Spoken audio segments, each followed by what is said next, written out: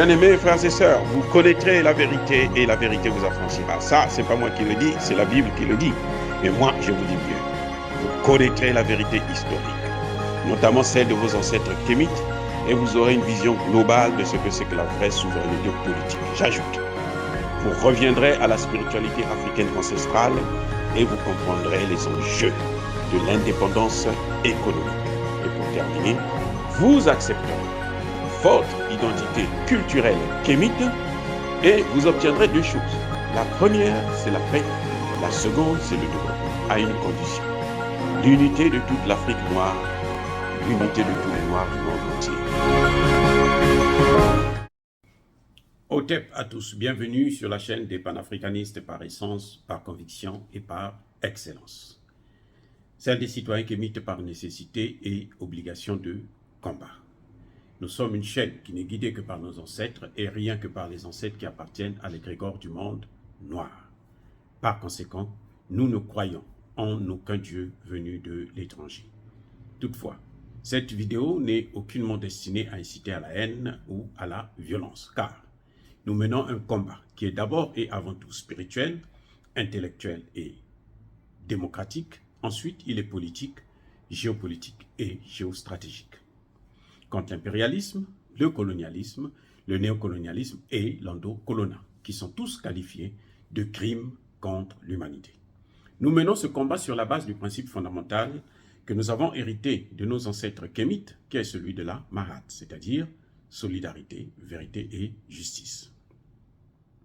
Vous êtes donc en droit de connaître la vérité et nous avons l'obligation de vous dire la vérité, rien que la vérité, afin que justice soit rendue au continent africain. Et ça, c'est notre modeste contribution dans cette noble lutte en faveur de la souveraineté, la dignité, la solidarité et l'unité africaine.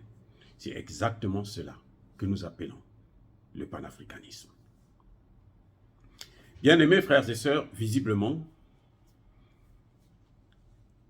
la crise ukrainienne, ou si vous voulez, la guerre en Ukraine, ne cessera de rendre la Russie encore plus forte.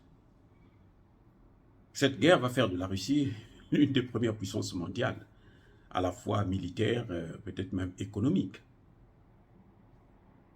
Eh oui, pourquoi je dis ça?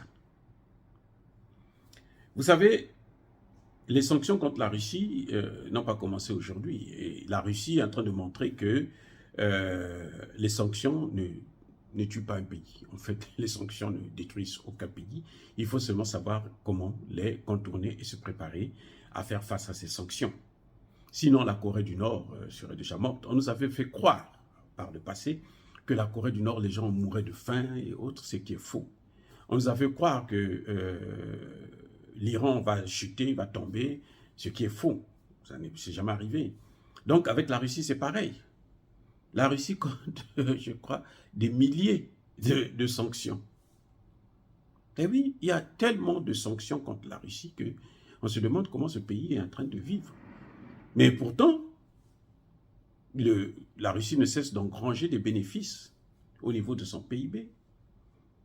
La Russie est l'un des rares pays au monde qui n'est pas endetté. La Russie n'a pratiquement pas de dette. C'est incroyable, mais c'est vrai.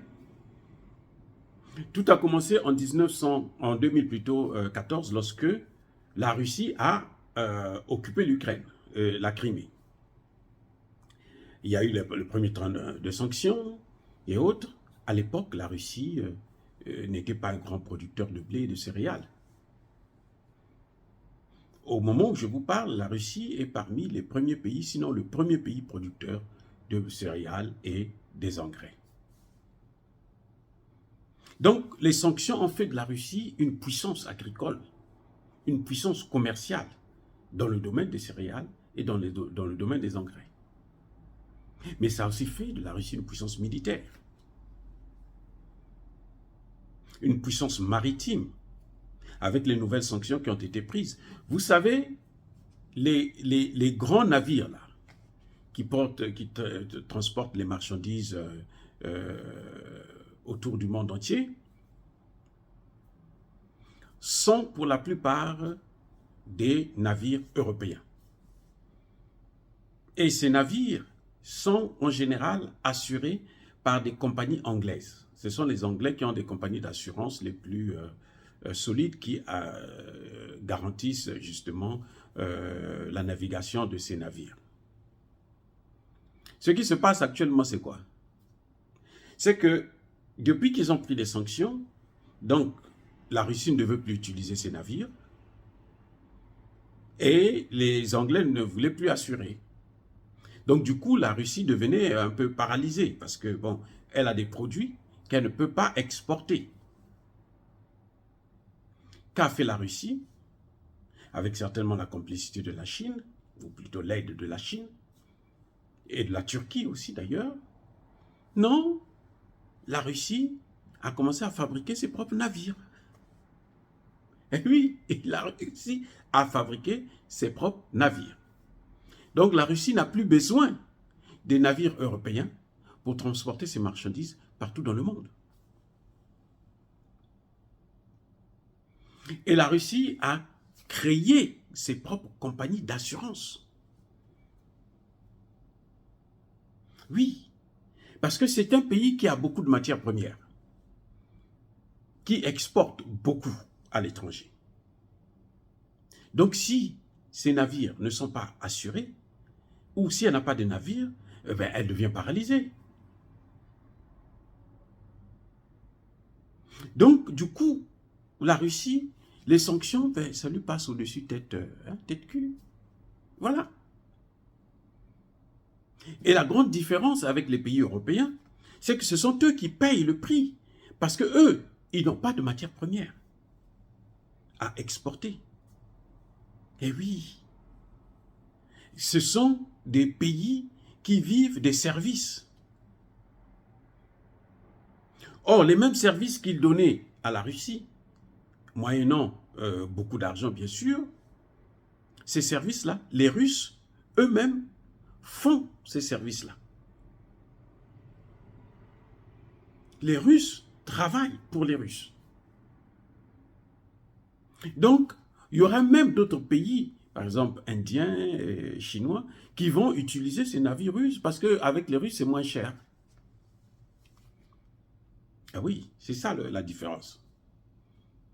Qui vont assurer leurs navires par les Russes parce que s'ils utilisent des navires russes, eh ben, ils vont assurer leurs navires par les Russes aussi. Et qui est perdant? Ce n'est pas la Russie, ce sont les pays occidentaux. Visiblement, ce sont eux qui payent le prix de la guerre qu'ils ont eux-mêmes créée de toutes pièces. Quand Poutine l'a dit pour la première fois que nous n'avons pas attaqué l'Ukraine, c'est l'Ukraine qui nous a attaqués, ou c'est l'OTAN qui nous a attaqués, moi je me dis que mais Poutine là doit être fou, quoi. Comment il peut dire des choses comme ça alors que nous avons tous vu que c'est lui qui a fait rentrer ses militaires en Ukraine. Il a fallu quelques mois. Angela Merkel, je ne sais pas quelle mouche qu'il a piqué, elle est venue, elle dit non, les accords de Minsk là, nous on a joué avec la Russie, parce que ce qu'on faisait là, c'était pour préparer l'Ukraine à faire la guerre à la Russie. Et on a demandé à François Hollande de savoir, mais attendez, qu'est-ce qui se passe? François Hollande a reconnu que ce que dit Merkel, c'est la vérité, puisque ce sont les deux qui avaient parrainé ces accords. Donc, ils ont joué avec la Russie. Ils ont donné l'occasion à la Russie de faire. La Russie n'a fait qu'anticiper ce qui devrait arriver probablement en 2027. Elle n'a fait qu'anticiper. Voilà, donc, au plus cette guerre va continuer, plus la Russie deviendra forte. Vous savez, quand on a sorti la Russie du système SWIFT, eh bien, la Russie a sorti son propre système. Et la Chine aussi a sorti son propre système. Et la Russie et la Chine ont commencé à travailler ensemble pour mettre en place un autre système SWIFT. Et c'est sûr que beaucoup des pays étrangers beaucoup d'autres pays vont adhérer à ce système-là. Parce que celui des autres, chaque fois que tu as un problème, on te sanctionne, on te prend ton argent, on te bloque. Personne ne veut toujours perdre ses réserves en euros ou en dollars. Entre 2014 et 2021, 22 plutôt, eh ben, la Russie a retiré toutes ses réserves. Ce qu'ils ont pris là, c'était rien du tout. 200, 300 et quelques milliards, c'est rien par rapport à ce que la Russie avait récupéré. Et c'est un pays qui n'est pas endetté parce que la Russie avait pris les précautions de régler tout ça avant d'agir. C'est donc aux Européens de réfléchir encore une fois de plus, au lieu de penser maintenant à s'attaquer à l'Afrique à travers cette guerre. Ça va être l'objet de la prochaine vidéo.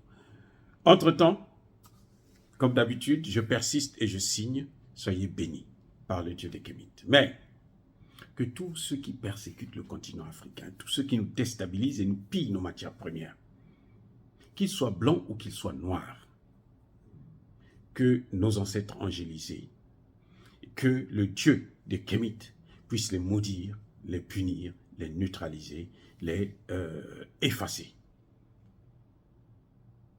Vive l'Afrique éternelle, j'ai dit et j'assume.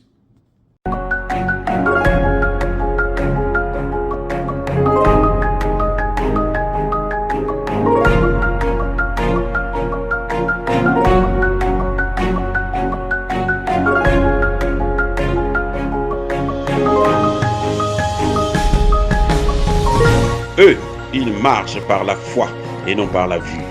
Mais moi, je vous conseille vivement de marcher par la connaissance scientifique et historique, notamment celle de nos ancêtres kémites, par les 5 sens et par l'intelligence. À vous, à Pierre.